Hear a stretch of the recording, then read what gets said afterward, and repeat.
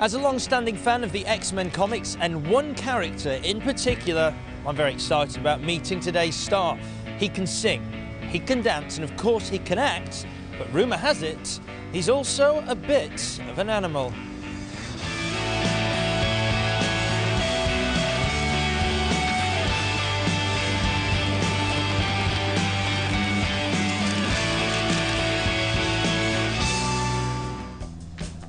So, hello and welcome to the guest list, where another huge movie fan is going to be picking just a handful of their favourite films. And that movie fan is behind this door.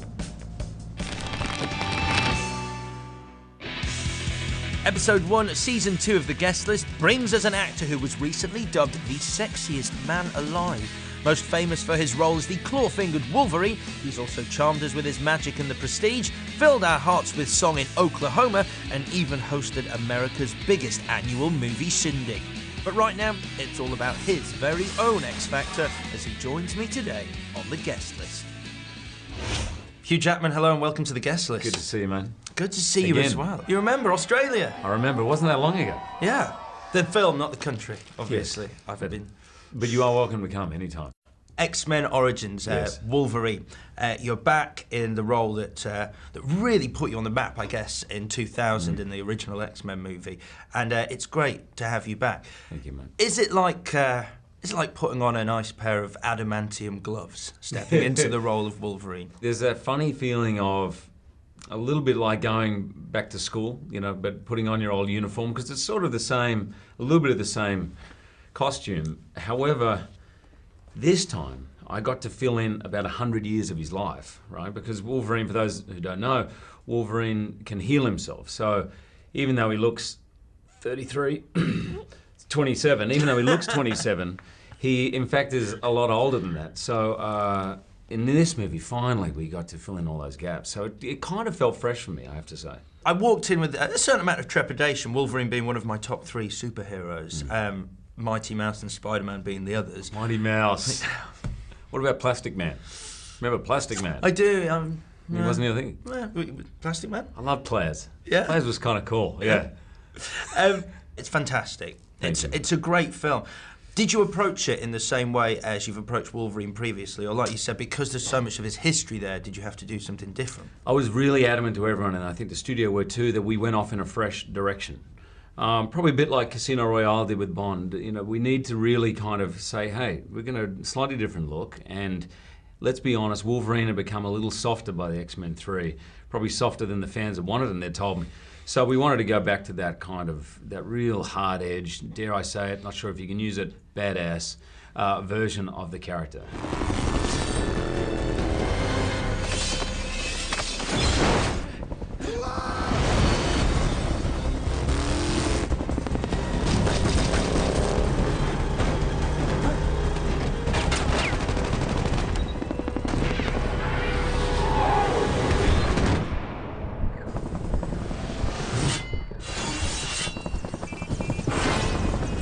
Let's have a chat about some of the movies you've picked for us, because you've made some astounding choices. Have I really? Yeah. Really great choices. I'm going to start with Quantum of Solace.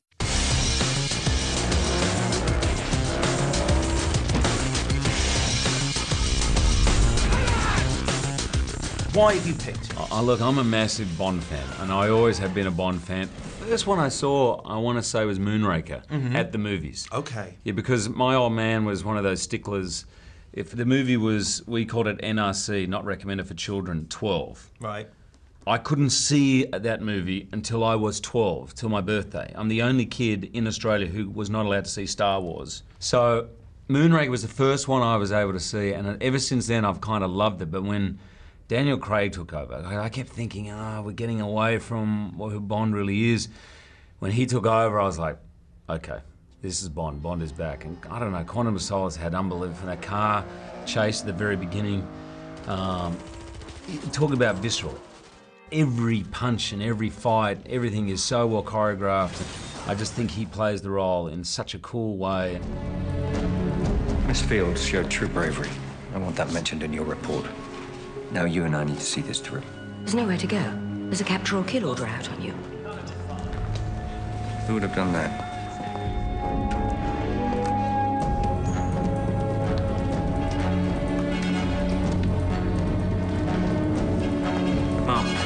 where he's going.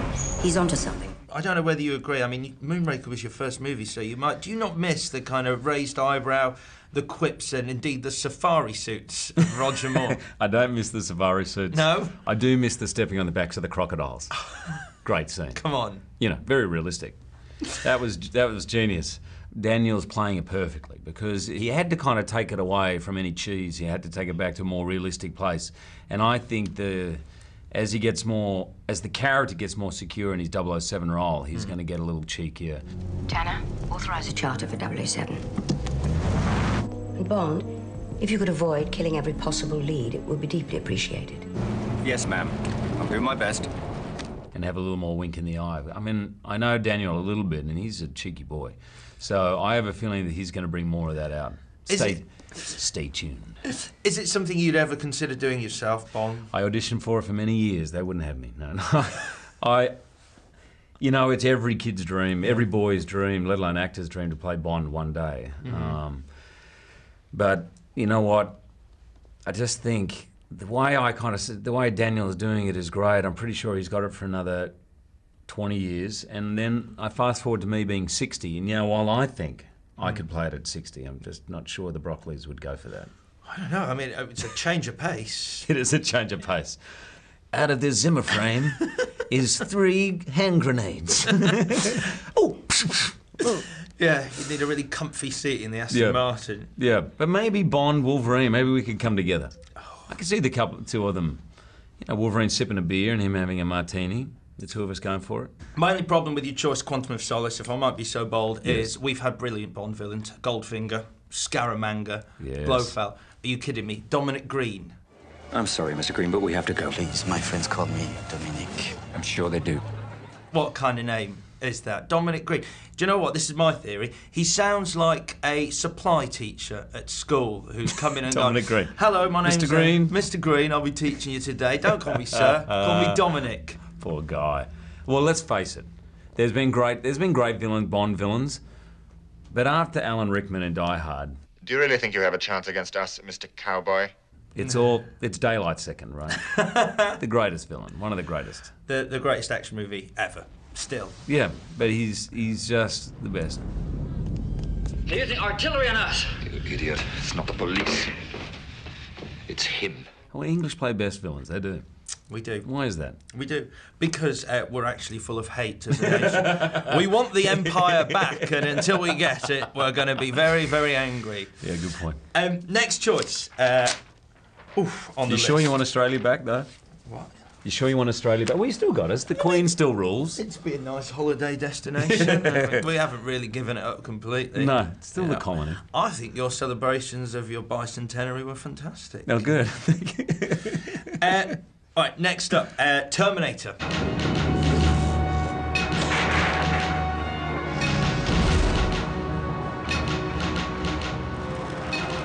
Just great. I'm so pleased you put this on the list. Never been on the guest list before. Hasn't it really? It has not, but it's a fantastic film. Why? Groundbreaking. I mean, visual effects-wise, Arnie at his best. Come on, let's face it. And the movie is just brilliantly made. When it came out, for me, it was just one of those movies I was like, that's cool. And are you Sarah? You know, all these lines came out. It was full of so many brilliant lines. Come with me if you want to live. He was in the height of his powers.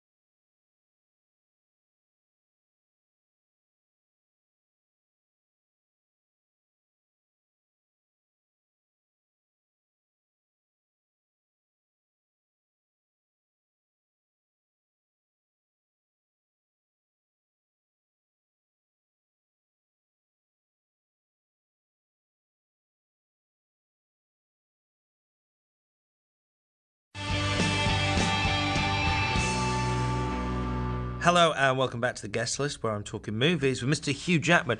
And I have to say, looking very good at the moment, very buff. I would love to know how one goes about attaining a form like that. You got to eat a lot of chicken. A lot of chicken? If some of those religions and vegetarians are right, I've booked myself a suite in hell, wherever it is that anti-vegetarians go, because I decimated the population. Steamed chicken for breakfast and steamed vegetables and steamed salad. It was not steamed salad, just salad. You can steam a salad if you want. I didn't go that far. No. I had my normal trainer, Mike, but we consulted a bodybuilder, a natural bodybuilder, and we said, how do you get into shape? Because I really wanted that veiny kind of look that those guys get, right? That animalistic look. I said, steroids. You know what I'm talking about. Steroids, right? No, he's a natural bodybuilder, okay, right? Okay. No role is worth having a jaw like this and shrinking my parts. No role is worth it. Let's be honest. It would help. You get really angry. Yes. Just at and the a wrong really time. high voice. It's just, I thought, this is not good. No. I'm doing a love scene and yet I'm really angry. So anyway, he said to me, the key is you've got to get up in the middle of the night and eat, because you have to have a fully digested meal in your stomach before you train. And I always trained at 5:30 or 6 in the morning. So picture the image of me at 3:30 cooking egg whites and a piece of brown toast. Now he told me, no butter, just brown toast. He said, you're going to love this meal, man. And I said, which bit? The egg whites, the brown toast without butter or marmalade, or the 3:30 in the morning? He says, the toast. Because you have no carbohydrate all day, and within about 2 weeks, you're going to wake up dreaming of that piece of brown toast like it's spaghetti bolognese. I never really got there. Maybe that's why I'm not a bodybuilder. I didn't understand it. As well as the body, Wolverine as the character has to get angry quite a lot. I mean, It's fair to say you spend a large portion of this movie being very, very angry. Yes. Now, it's great therapy, Wolverine. I mean, there's rage within all of us, right? And it can happen at the weirdest time. Why? Driving, someone cuts in front of you, you just want to, you know, all of a sudden you don't want to ram into them. I don't know why, but that is within all of us.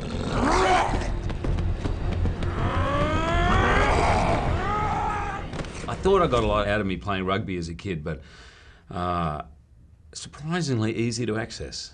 I mean, how do you go about it? It would be interesting to know, because I imagine, this is simply a guess, I'm not an actor, that you just imagine something that really annoys you in the real world and just apply that. Like, if you imagine those packets of pretzels they give you on an airplane, which are far too small to actually nourish you. I know, that really does induce rage, so like you've never known before. You think of that, you just go, bloody pretzels, and then it comes. Exactly.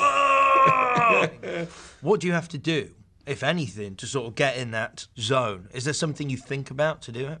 The truth be told, on X-Men 1, I was in Toronto when we were shooting middle of winter, and I had to get all the ridiculous amount of hairspray out of my hair from the shooting the day before, and had to have a shower, and there was no hot water, and I'm waiting for the hot water, and I think I've got to go to work. My wife's asleep next door, so I couldn't make a noise, so I ended up getting into this freezing shower.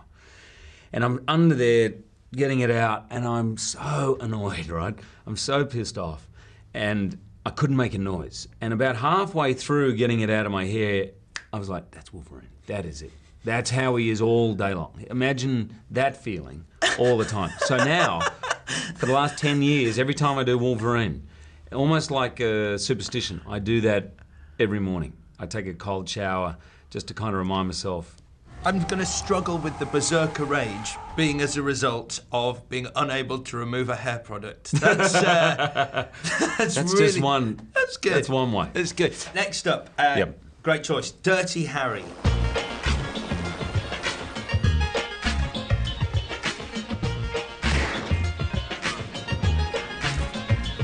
What do you love about Dirty Harry?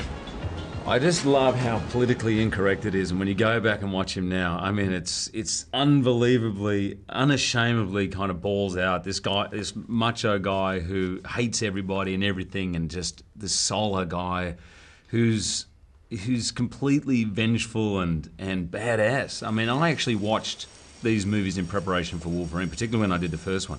And funnily enough, someone said to me, oh, you kind of look a little bit, in this one, you look a little bit like Clint Eastwood, and I thought, was I watching it too many times, and maybe without realising it, I was just raising my eyebrow a little bit too much. Sideburns, Sideburns, big hair. Yeah. There are similarities. Yes, I don't think, but as Wolverine, I never got the great monologue, the big, long monologue at the end. You gotta ask yourself, you know. You gotta ask yourself a question. Do I feel lucky? Well, do you, punk? But I did meet Clint at one point. Go on. It was a Warner Brothers showing all their stars, right, at Show West, 6,000 people, and we all had to go onto these tables. And so backstage, we were lining up in order. So they put down the names of people, and they had Hugh Jackman. In front of Hugh Jackman was Sylvester Stallone. I'm like, yeah. And behind it said Clint Eastwood. I was like, holy man. And by the way, the names are very close together. So we're all sitting there, and Sylvester's in front of me, and there's no Clint. Clint was the last person to get in line. And finally, when Clint got there, I'm like, it was a little embarrassingly close. It was like, and he's tall, and I was like, so as the line sort of went off, I turned around, I said, oh, g'day, Mr. Eastwood, Hugh Jackman. I'll do it this way. Hugh Jackman, nice to meet you. And he goes, yeah. And I said, listen, he goes, yeah. And I said to him, you know, by the way, I know we're going to go, but I have been told that occasionally I look like you in films. And he goes, you're holding up the line, kid. Right. Just moved on. That was my Clint story. I'll never forget it. I went straight onto that stage, bright red, and I never looked at him again. You know, I love the way he never, no matter how urgent the situation is, no matter how mad he is, he always looks like he's going for a light jog. You know what I mean? He's got that gun, this massive gun, holding down to his side. He never seems to be running fast. You know, and I look at Tom Cruise and how he runs fast, and I think, man, a little more Clint Eastwood. Just got to be jogging along, no problem. I love that scene when he walks, that first scene, he walks into the diner, and there's obviously a robbery in place.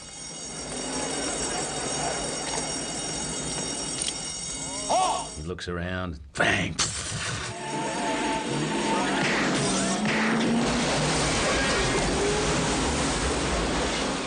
One final movie, and you just mentioned him, Sylvester Stallone. Yes. He is obviously the star of Rocky. Dun, dun, dun, dun, dun, dun.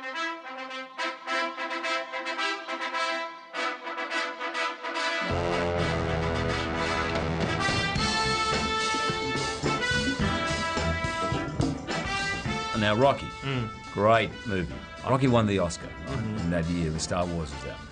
And I remember thinking when I'd finally seen Star Wars, I was like, how could Rocky beat it? As much as I loved Rocky at the time. It's an actually brilliant script. Hell, what do you want? How you feeling today? What? I say, how you feeling? What are you, a doctor or something? What, you got problems today? Never mind my problem. What's your problem? My problem is I've been talking to your man Mike. I want to know how come I've been put out of my lot. Because Dipper needed it. Dipper's a contender. He's a climber. Do you know what you are? What? You're a tomato. To me. Yeah, let's face it. I run a business here, not a goddamn soup kitchen. And he is so fantastic in it. When he's yelling out, Adrian, at the end, with the idea of our hero, who didn't even win, didn't have a knockout, you know, just because he survived. I used to play sport, and I used to be part of I do high jump and running at school, and our sports master and my coach used to get us together the night before, and we would sit and watch Rocky. It must be one of the greatest motivational films before a sporting event. But do you find yourself, if you're ever going up a big staircase and you get to the top, running and reaching the top? I don't go to the gym, so just getting to the top of a staircase is pretty good going. I'm like, woo! Yeah, I did it. It's just one of the great movies. It still holds up to this day. Absolutely. Yep. What I find terrifying is when I'm at the top of the stairs, a lot of children have chased me up there. Don't know where they come from. I actually had a little bit of a Rocky moment the other day. Go on. I was running to the gym, and it's 1.8 miles to the gym, and I'm running along. And as I'm running, there was a work site, and these guys are yelling out, Wolverine! And I found myself going, yeah. And as I'm doing it, I'm like, you are not Rocky. This is embarrassing now. They're all laughing at how ridiculous you responded to that. But I was running thinking, anyway. I thought you were going to say that all these construction workers started chasing you. I did look behind just to make sure. They weren't going to come into the gym with me. You can do it, Wolverine. You're going to do it. That would be great. Just running after you up some stairs. Look like the village people were chasing Wolverine. Hugh Jackman, it's been a pleasure talking to you. Nice to talk to you too, mate. Thanks for having me. Hugh Jackman then, a man who, like steamed chicken, finds inspiration in being unable to remove hair products from his mane and does not like the clammy breath of Clint Eastwood on the back of his neck. And who would? Me, I'd love it. I'll see you for the next edition of The Guest List. Until then, take care.